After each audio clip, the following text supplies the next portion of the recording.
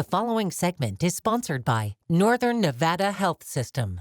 We're here at the Northern Nevada Health System talking to Dr. Waddy Gonzalez, who's a cardiologist, talking about heart failure and heart issues. And first of all, doctor, what is heart failure?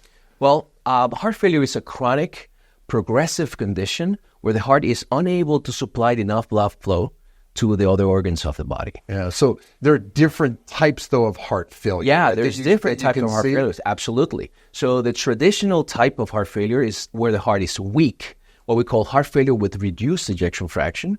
But there's also heart failure with preserved ejection fraction, where the heart is very stiff and is unable to fill with blood adequately. So you've got a weak heart situation or a very stiff heart situation. Correct. How do you differentiate the two? Do you have to get in there and see it? Yeah, absolutely. With an echocardiogram is that traditionally we see whether the pump function of the heart is weak or the heart is very stiff. Okay, so what are the signs of heart failure generally? Well, heart failure has very different signs because it affects different organs in the body. Most commonly is shortness of breath, where it could be doing physical activity or even laying down where the fluid of the body goes to the lungs, or at rest if the heart failure is advanced already. A dry, persistent cough can be also cause of it.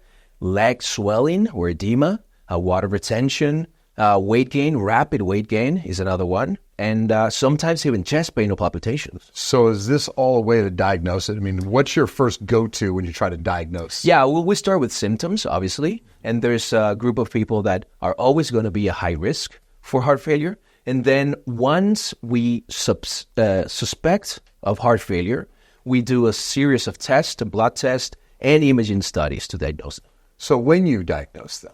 Well, after suspicion, it's usually a primary care physician that starts having, those suspicions, and then the patient is referred to us, and we do the diagnosis text. And then when heart failure is diagnosed, what kind of advice do you give the patient about living with heart failure? Well, despite what the name suggests, a large portion of our patients with modern medicine and other treatment options can live a normal or close to normal life.